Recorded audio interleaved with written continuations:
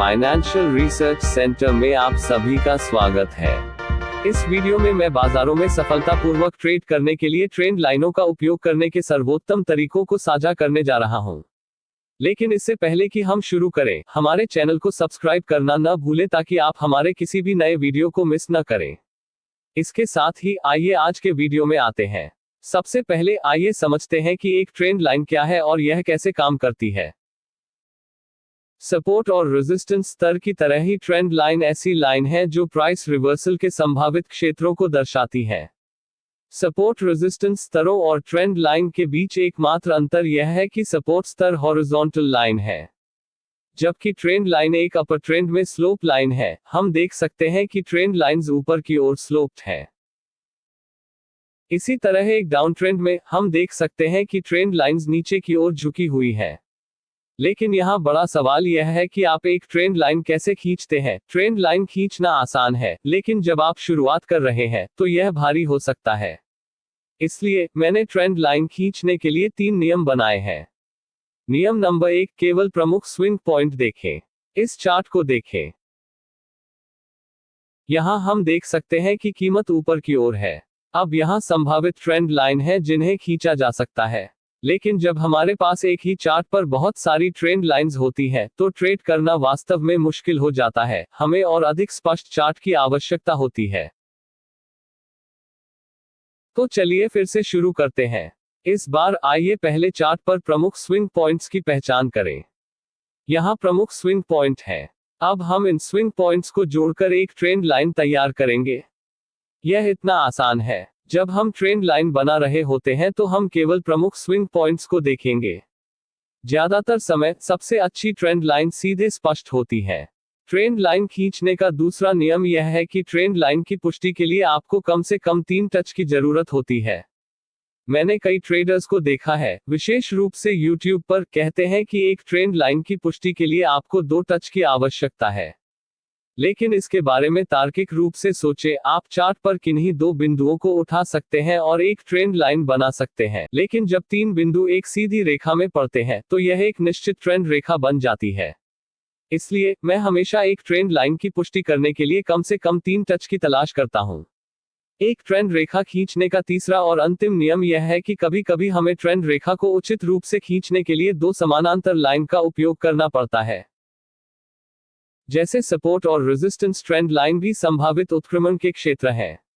इसका मतलब है कि हम उम्मीद नहीं कर सकते कि बाजार ट्रेंड लाइन पर बिल्कुल उलट जाएगा।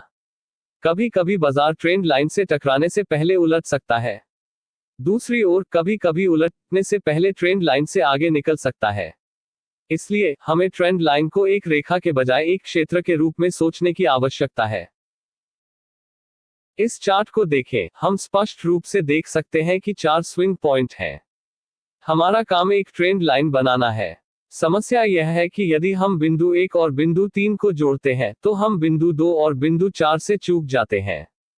इस समस्या के समाधान के लिए हम एक चैनल बनाएंगे। दूसरे शब्दों में, हम दूसरे और चौथे बिंदु को जोड़ने के लिए दूसरी रेखा खींचेंगे। इसलिए हम इस क्षेत्र में प्रवेश करने के बाद बाजार में उलटफेर की उम्मीद कर सकते हैं। यदि आप इन 3 नियमों का पालन करते हैं तो आप उच्च सटीकता के साथ ट्रेंड लाइंस को प्लॉट करने में सक्षम होंगे। शुरुआत में आपको यह मुश्किल लग सकता है, लेकिन जैसे जैसे आप अभ्यास करते रहेंगे, आप बहुत जल्द ट्रेंड लाइनों में महारत हासिल कर लेंगे। इसके साथ ही आइए रणनीतियों में शामिल हों। इसका मतलब है कि हम एक अपर ट्रेंड में मूव्स को पकड़ने और डाउन ट्रेंड में मूव्स को पकड़ने की कोशिश करेंगे। दूसरे शब्दों में, हम कमियों पर ट्रेंड में प्रवेश करने का प्रयास करेंगे। इसे प्राप्त करने के लिए हम सपोर्ट और रेजिस्टेंस स्तरों के संयोजन के साथ ट्रेंड लाइनों का उपयोग करेंगे। आइए इस रणनीति को समझने के लिए एक उदाहरण देखें। यहाँ हमारे पास यूरो यूएसडी जोड़ी का 15 मिनट का चार्ट है। यहाँ हम देख सकते हैं कि कीमत ऊंची ऊंची और ऊंची चढ़ाव बना रही है। इसलिए यह एक अपर ट्रेंड है। इसका मतलब है कि हम केवल खरीदारी के अवसरों पर ध्यान देंगे। पहला कदम ट्रेंड लाइन को प्लॉट करना है। हम प्रमुख स्विंग पॉइंट्स को जोड़कर ऐसा करेंगे। यहाँ प्रमुख स्विंग पॉइंट है। ट्रेंड लाइन बनाने के लिए हम इन स्विंग पॉइंट्स को जोड़ते हैं। अब जैसे जैसे कीमत आगे बढ़ती है, हम देखते हैं कि युग्म ट्रेंड पर पहुंच गया है। फिर से, जैसा कि मैंने पहले कहा था, इस ट्रेंड रेखा को छूने के बाद कीमत उलटने की संभावना है। अब अगर हम करीब से देखें तो हम देख सकते हैं कि कीमत उस स्तर पर है जो पहले एक सपोर्ट के रूप में काम कर चुकी है। यह भी संकेत देता है कि इस क्षेत्र को छूने के बाद कीमत उलट सकती है। इसका मतलब है कि इस क्षेत्र में ट्रेंड लाइन और सपोर्ट स्तर के बीच एक उच्च संगम है। इसलिए हमें इस स्तर पर युग्म खरीदना चाहिए। अब ट्रेड में प्रवेश करने के लिए हम अपनी प्रविष्टि को ट्रिगर करने के लिए किसी भी प्रकार के कैंडलस्टिक गठन की प्रतीक्षा करेंगे। यहां हमारा प्रवेश ट्रिगर है। यहां हम एक तेजी से बढ़ने वाला पैटर्न देखते हैं और हम इस कैंडल के करीब खरीदते हैं। हम अपने स्टॉप लॉस को ट्रेंड लाइन से नीचे रखेंगे और हम अपना लक्ष्य एक रिस्क टू रिवार्ड रेशियो रख सकते हैं। और जैसा कि आप देख सकते हैं कि कीमत हमारे लक्ष्य तक पहुंच गई है। आइए अब हम एक सेल ट्रेड को देखें। यहां हम देख सकते हैं कि स्टॉक डाउन ट्रेंड में है क्योंकि यह लो हाई और लो लो बना रहा है। इसलिए हम चार्ट पर स्विंग पॉइंट की पहचान करते हैं और ट्रेंड लाइन को मार्क करते हैं। अब इस बिंदु को देखें। एक अच्छा डाउन मूव करने के बाद कीमत ट्रेंड लाइन पर वापस आ गई है। इसलिए संभावना है कि ट्रेंड लाइन से टकराने के बाद कीमत उलट सकती है। साथ ही हम देख सकते हैं कि क्षेत्र रेजिस्टेंस के एक प्रमुख स्तर के साथ मेल खाता है जिसे सपोर्ट के रूप में कार्य किया जाता है। इससे पहले रेजिस्टेंस का एक मजबूत बिंदु भी दर्शाता है। इसलिए हम कह सकते हैं कि इस क्षेत्र में ट्रेंड लाइन के साथ साथ रेजिस्टेंस स्तर का भी कॉन्फ्लुएंस है। इसलिए हम उम्मीद करते हैं कि कीमत इस स्तर पर पहुंचने के बाद डाउन ट्रेंड को फिर से शुरू करेगी। इसलिए हम एक मंदी के कैंडलस्टिक पैटर्न के प्रकट होने की प्रतीक्षा करते हैं। जैसा कि आप यहां देख सकते हैं, दो मंदी की हथौड़ा मोमबत्तियां त्वरित उत्तराधिकार में दिखाई देती हैं। यह एक सही मौका है और हम यहां स्टॉक बेचते हैं। हम अपने स्टॉप को ट्रेंड लाइन से ऊपर रखते हैं। इसके बाद हम अपने लक्ष्य को एक जोखिम इनाम रेशियो के लिए रखते हैं। और जैसा कि आप देख सकते हैं, हमारे प्रवेश के बाद बाजार ने तेज बिकवाली की। यह हमें दूसरी रणनीति पर लाता है जो कि ट्रेंड लाइन ब्रेकआउट रणनीति है। जब कीमत एक दिशा में चल रही होती है तो यह कभी भी अपनी ट्रेंड रेखा को नहीं तोड़ती है।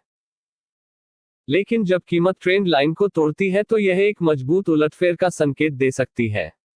यदि हम ट्रेंड लाइन के ब्रेकआउट को पकड़ लेते हैं तो हम वस्तुतः अगले ट्रेंड की सवारी कर सकते हैं। यही कारण है कि ट्रेंड लाइन ब्रेकआउट ट्रेडर्स के बीच बहुत लोकप्रिय है। वे प्रारंभिक अवस्था में ट्रेंड में प्रवेश करने का अवसर देते हैं। लेकिन समस्या यह है कि कई बार कीमत ट्रेंड रेखा से बाहर निकल जाती है और ट्रेंड को फिर से शुरू करने के लिए ट्रेंड को फिर से शुरू करती है। इस प्रकार के प्राइस मूवमेंट्स को फेक आउट्स कहा जाता है। फेक आउट्स आपके ट्रेडिंग खाते के लिए हानिकारक हो सकता है और इसके रिजल्ट्स कैपिटल लॉस हो सकती है। फेक आउट्स में फंसने से बचने के लिए हम वॉल्यूम इंडिकेटर का उपयोग करेंगे। वॉल्यूम इंडिकेटर केवल उस विशेष अवधि के दौरान खरीदे और बेचे जाने वाले शेयरों की क्वांटिटी को दर्शाता है। हमें प्रत्येक कैंडल की सटीक मात्रा की आवश्यकता नहीं है। इसके बजाय हम केवल वॉल्यूम बार के आकार को देखेंगे और उनकी एक दूसरे से तुलना करेंगे। आइए रणनीति को समझने के लिए एक ट्रेड उदाहरण देखें। यहां हमारे पास 15 मिनट के चार्ट पर एप्पल स्टॉक है। जैसा कि हम देख सकते हैं कि कीमत कम ऊंचाई बना रही है लेकिन इस मूल्य क्षेत्र से नीचे तोड़ने में कठिनाई का सामना करना पड़ रहा है। इसलिए हम चार्ट पर स्विंग पॉइंट देखते हैं और उन्हें जोड़ने वाली एक ट्रेंड लाइन बनाते हैं। अब हम इस ट्रेंड लाइन के ऊपर प्राइस ब्रेक देखना चाहते हैं। इस तरह का ब्रेकआउट एक अपर ट्रेंड की शुरुआत का संकेत देगा। कैंडल को स्पष्ट रूप से देखने के लिए आइए जूम इन करें। यहां वही ट्रेंड लाइन है जिसे हम पहले देख रहे थे। इस कैंडल को देखो। यहां हम देखते हैं कि कीमत में अंतर हो गया है और ट्रेंड लाइन टूट गई है। लेकिन इस बिंदु पर कीमत आसानी से उलट सकती है और डाउन ट्रेंड जारी रख सकती है। एक मजबूत ब्रेकआउट की पुष्टि करने के लिए हम कैंडल पर उच्च मात्रा चाहते हैं जिसने ट्रेंड लाइन को तोड़ दिया। फिर यह वह कैंडल है जिसने ट्रेंड लाइन को तोड़ा। अब वॉल्यूम देखें। जैसा कि हम देख सकते हैं कि इस कैंडल का वॉल्यूम पिछली कैंडल के वॉल्यूम से अपेक्षाकृत अधिक है। यह इंगित करता है कि बड़ी संख्या में ट्रेडर्स द्वारा ब्रेकआउट का सपोर्ट किया गया है और इस तरह के ब्रेकआउट में विफलता की बहुत कम संभावना है। इसलिए हम इस कैंडल के करीब स्टॉक खरीदते हैं। हम अपना स्टॉप ट्रेंड लाइन के निचले स्तर के नीचे रखेंगे और हम अपने लक्ष्य को एक जोखिम से इनाम रेशियो के लिए रखेंगे। जैसा कि आप देख सकते हैं, हमारे प्रवेश के बाद बाजार ने एक मजबूत चाल दी। आइए अब हम एक विक्रय ट्रेड को देखें। यहां हमारे पास 15 मिनट के चार्ट पर GBP USD जोड़ी है। जैसा कि हम देख सकते हैं, कीमत ऊंचे ऊंचे और ऊंचे चढ़ाव बना रही है।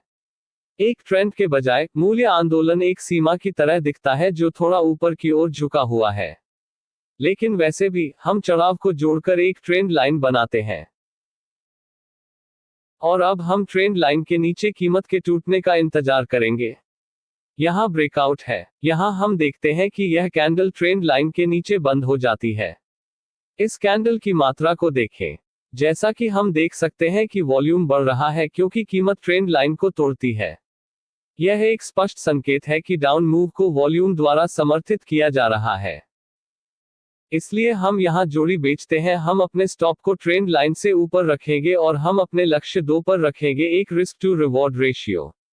जैसा कि आप देख सकते हैं कि कीमत हमारे प्रवेश के बाद एक मजबूत बिकवाली देखती है। यह हमें इस वीडियो के अंत में लाता है। इसलिए यहां मैंने आपको 2 आश्चर्यजनक रणनीतियां दी हैं जिन्हें आप लगातार लाभ प्राप्त करने के लिए आज लागू कर सकते हैं। बदले में, मैंने आपसे हमारे चैनल को सब्सक्राइब करने के लिए कहा ताकि आप हमारे किसी भी नए वीडियो को मिस न करें। जल्द ही फिर मिलेंगे।